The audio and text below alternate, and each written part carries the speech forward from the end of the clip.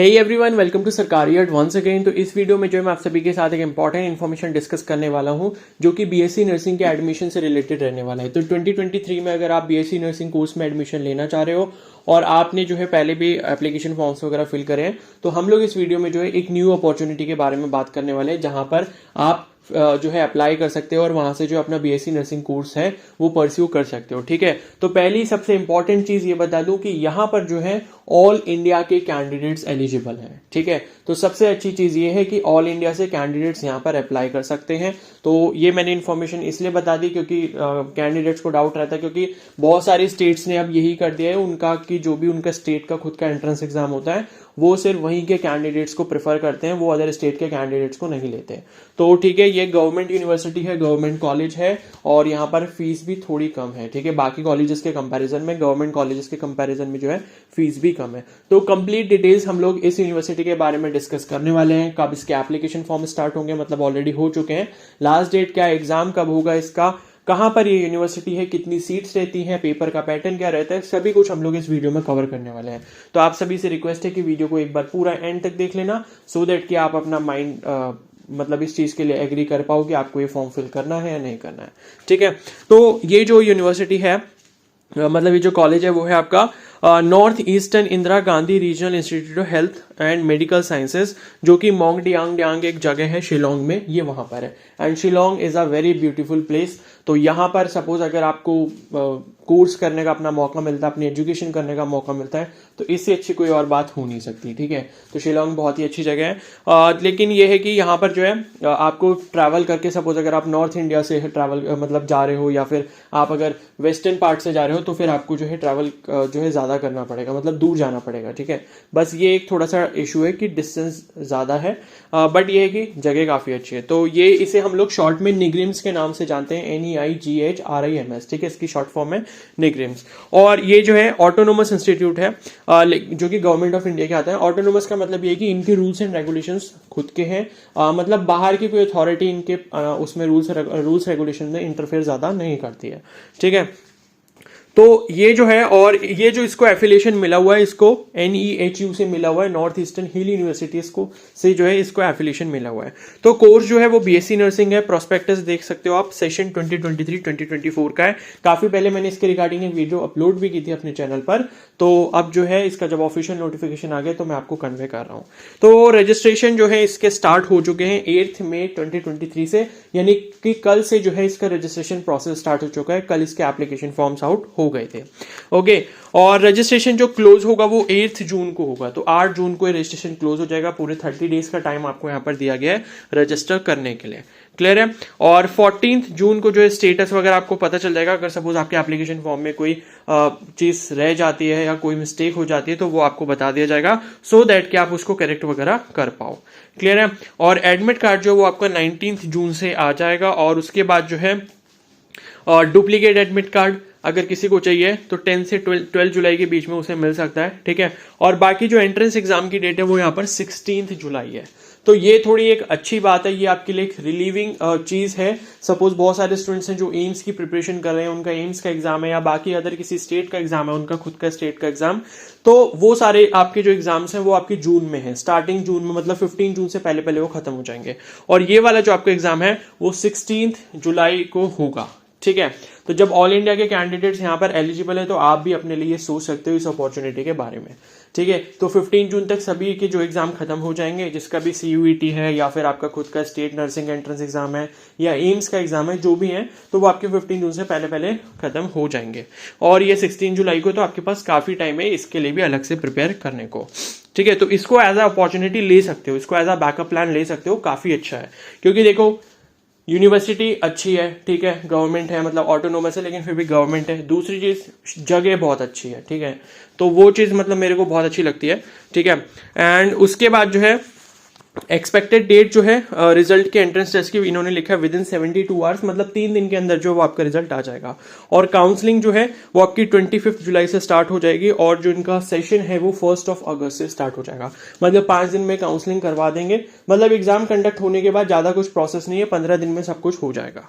Clear है, अब उसके बाद जो है ये कुछ इन्फॉर्मेशन वगैरह दी है यहाँ पर, और इसके ऑफिशियल वेबसाइट में बता देता हूँ neigrims.gov.in, ठीक है, negrims.gov.in, ये इसकी ऑफिशियल वेबसाइट है। इस पे जाके आप अपना रजिस्ट्रेशन कर सकते हो। रजिस्ट्रेशन में अगर किसी को हेल्प चाहिए, मैंने बता दिया कि रजिस्ट्रेशन इस वेबसाइट से होना है। मे बी मेरे पास अगर टाइम नहीं हो पाया तो मैं इसके रजिस्ट्रेशन पर वीडियो अपलोड नहीं कर पाऊंगा, तो आप खुद से रजिस्ट्रेशन कर लेना, आप खुद समझदार हो काफ़ी, और बाकी साइबर कैफे वगैरह तो सबके आसपास ही है। लेकिन फिर भी उसके बाद भी अगर आपको मेरे असिस्टेंस चाहिए फॉर्म फिल करने में तो आप मुझे इंस्टाग्राम पे मैसेज कर सकते हो, ठीक है, लेकिन वो चार्जेबल रहेगा, ठीक है। तो यहाँ पर अब हम लोग नीचे चलते हैं, यहाँ पर कुछ फ़ोन नंबर्स वगैरह दिए हैं। एग्ज़ाम फीस की अगर हम बात करें तो 1000 रुपीज़ है, ठीक है। तो 1000 रुपीज़ आपको पे करने होंगे एग्ज़ाम के लिए यहाँ पर। और उसके बाद जो है ये कुछ इंट्रोडक्शन, मिशन वगैरह, कॉलेज के बारे में कुछ इन्फॉर्मेशन दी है, इसे छोड़ते हैं अभी। और name of the course BSc nursing, ये हमें पता है। ड्यूरेशन जो रहेगी वो 8 सेमेस्टर की रहेगी, और इसमें आपका इंटर्नशिप भी रहेगा, ठीक है। एफिलिएशन मैंने बता दिया था ऑलरेडी स्टार्टिंग में, the course is affiliated to North Eastern Hill University. तो NEHU जो है आपकी नॉर्थ ईस्टर्न हिल यूनिवर्सिटी, उसके थ्रू जो है इसको एफिलिएशन मिला हुआ है।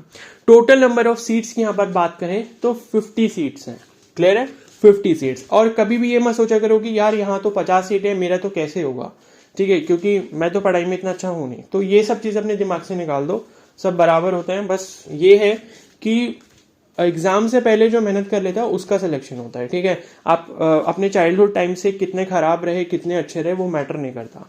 तो ये चीज़ अपने दिमाग में मत सोचा करो। तो जितनी अपॉर्चुनिटीज मिलती है उसको अप्लाई करो, एटलीस्ट फाइट करो, ठीक है, फाइट करना सीखो।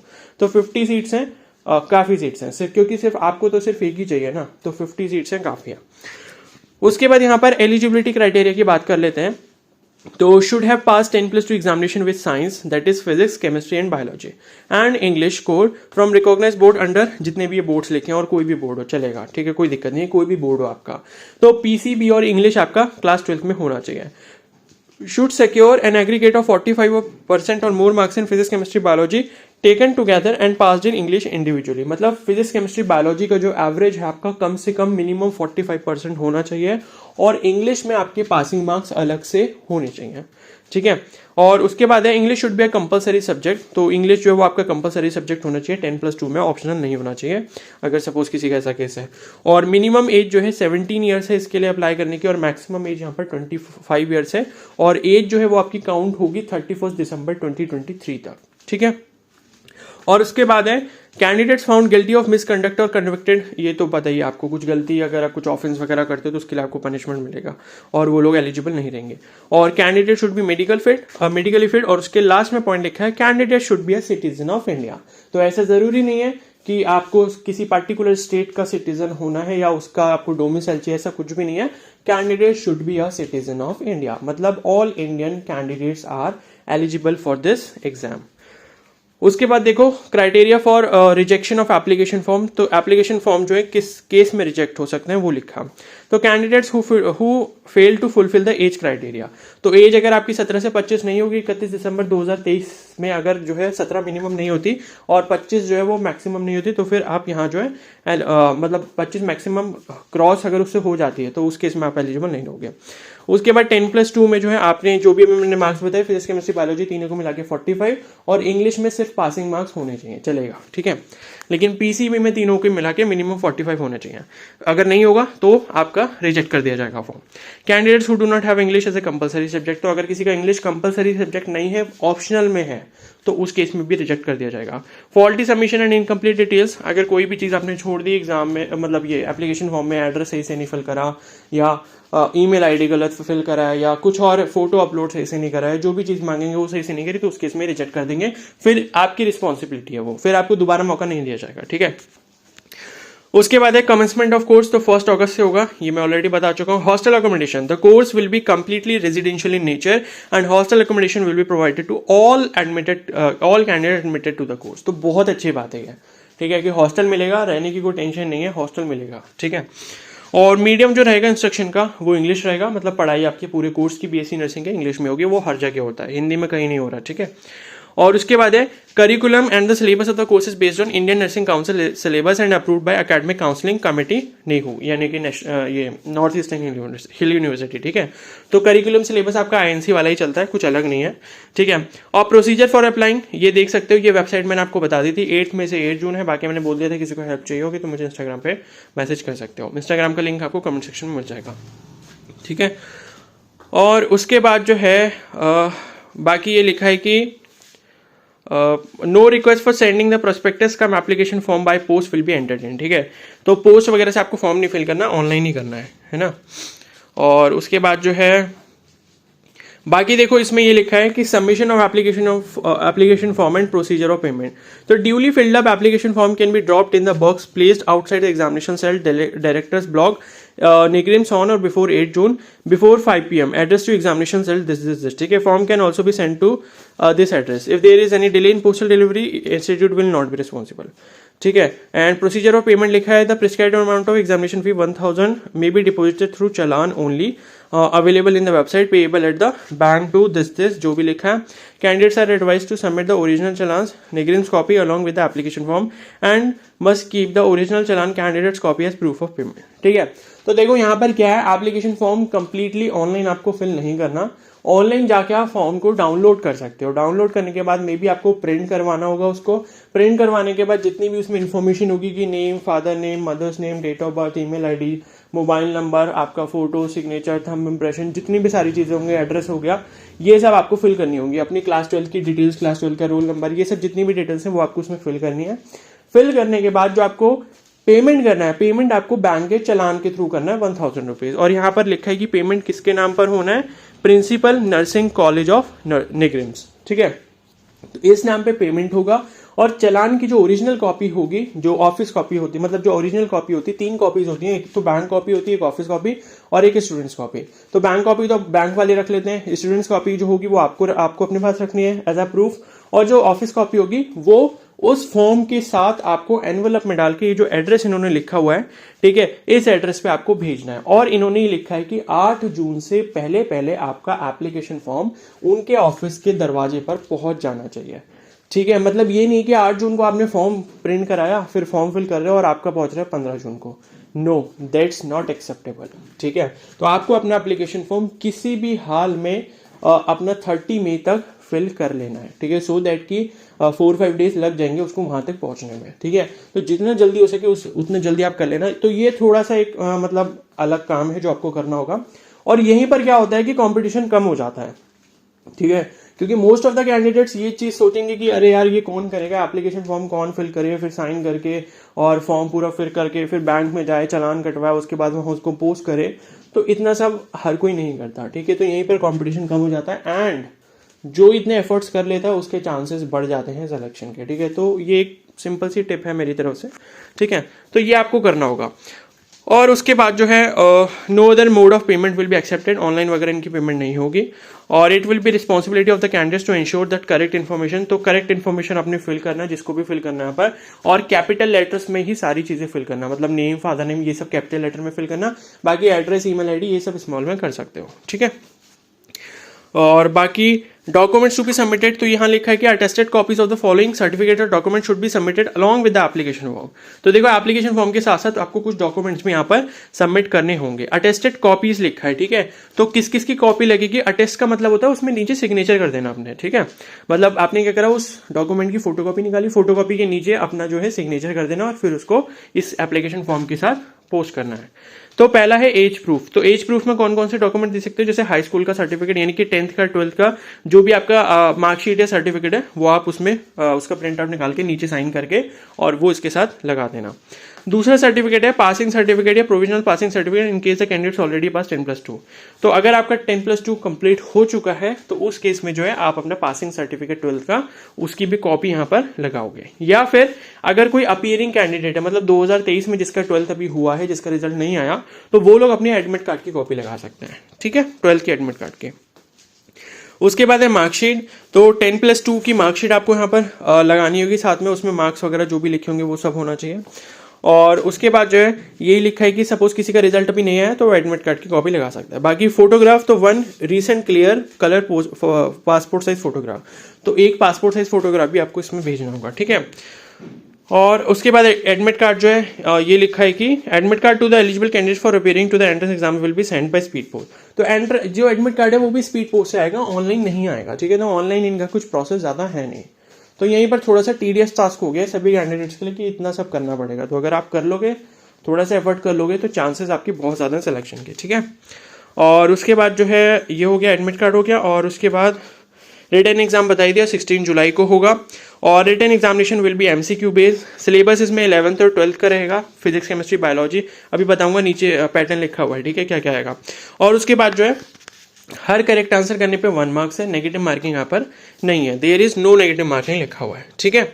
और एक क्वेश्चन होगा, उसके 4 ऑप्शन होंगे, एक उसमें से सही होगा। 2 घंटे का यहाँ पर एग्जाम रहेगा। सब्जेक्ट आप देख सकते हो कौन कौन से हैं, इंग्लिश आएगा, बायोलॉजी आएगा, फिजिक्स आएगा, केमिस्ट्री आएगा और नर्सिंग एप्टीट्यूड आएगा। और सभी 20-20 क्वेश्चन 20-20 मार्क्स के होंगे, 100 क्वेश्चन 100 मार्क्स, इस तरीके का आपका पेपर पैटर्न यहाँ पर रहने वाला है, ठीक है।